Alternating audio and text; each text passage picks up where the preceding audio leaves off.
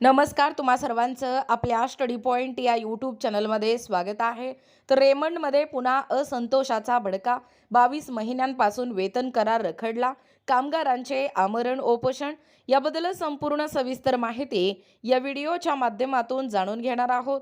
तत्पूर्वी तुम्ही जर आपल्या स्टडी पॉइंट या यूट्यूब चॅनलवरती जर नवीन असाल तर आपल्या या चॅनलला लगेचच लाईक आणि सबस्क्राईब करायला विसरू नका. चला तर मग वेळ वाया न घालवता कामगारांचे आमरण उपोषण कशा पद्धतीने या ठिकाणी होणार आहे ते या ठिकाणी आपण जाणून घेऊया. बघा, या ठिकाणी तुम्ही टायटल पाहू शकता. टायटल काय आहे? रेमंडमध्ये पुन्हा असंतोषाचा भडका. 22 महिन्यांपासून वेतन करार रखडला, कामगारांचे आमरण उपोषण. यवतमाळ. जागतिक स्तरावर नावलौकिक असलेल्या येथील रेमंड कंपनीच्या लोहारा युनिटमध्ये कामगारांच्या संयमाचा बांध अखेर फुटला आहे.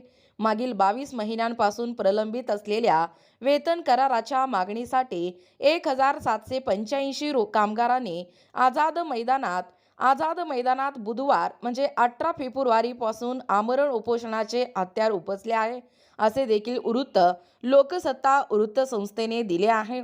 या आंदोलनामुळे यवतमाळच्या औद्योगिक क्षेत्रात तणावपूर्ण निर्माण झाला आहे. त्यामुळे आता व्यवस्थापनांच्या भूमिकेकडे सर्वांचे या ठिकाणी लक्ष लागले आहे. यवतमाळात 1990च्या दशकात रेमंड कंपनीने उद्योग सुरू केला.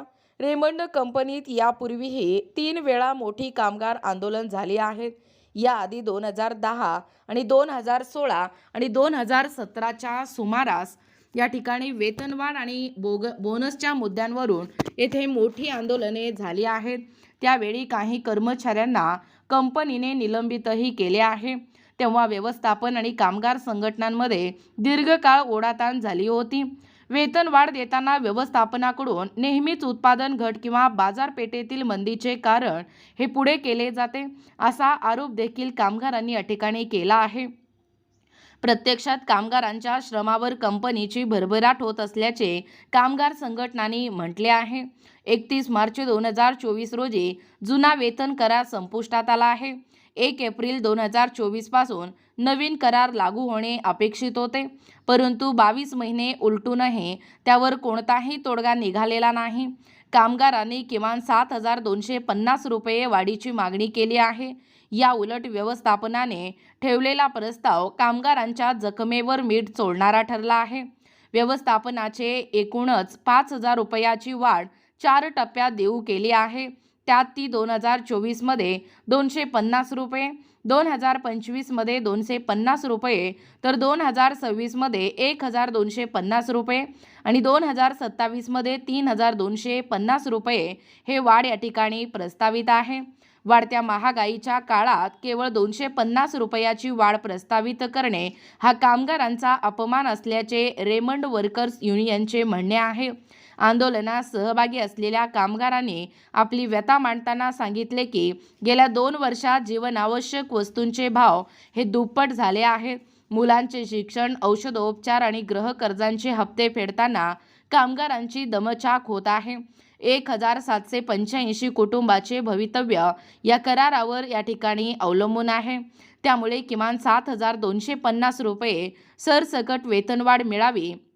1 एप्रिल 2024 पासूनचा फरक त्वरित द्यावा. 2023 आणि 2024 या वर्षाचा 20% बोनस जाहीर करावा. निलंबित कामगारांना कोणत्याही अटीशिवाय पुन्हा कामावर घ्यावे आणि संप काळातील थकीत वेतन अदा करावे, अशा मागण्या या ठिकाणी कामगारांनी केल्या आहेत. आम्ही अनेकदा शांततेच्या मार्गाने चर्चा केली, मात्र व्यवस्थापनाने केवळ वेळ काढूपणा केला. आता मागे हटण्याचा प्रश्नच नाही.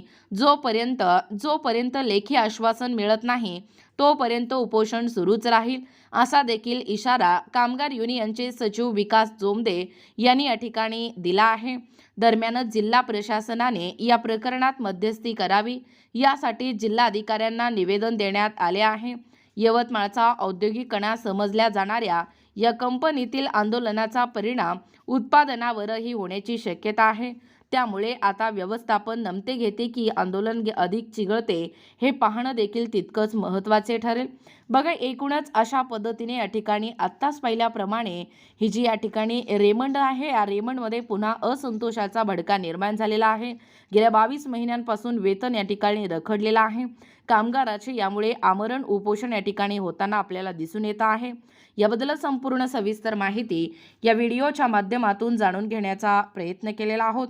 अशाच प्रकारचे नवनवीन अपडेट पाहिजे असतील किंवा तुम्हाला जर आमच्या अध्यापनाचे व्हिडिओ आवडत असतील किंवा तुम्ही जर आपल्या स्टडी पॉइंट या यूट्यूब चॅनलवरती जर नवीन असाल तर आपल्या या चॅनलला लगेचच लाईक आणि सबस्क्राईब करायला विसरू नका. भेटूया अशाच पुढच्या नवीन व्हिडिओमध्ये. तोपर्यंत धन्यवाद.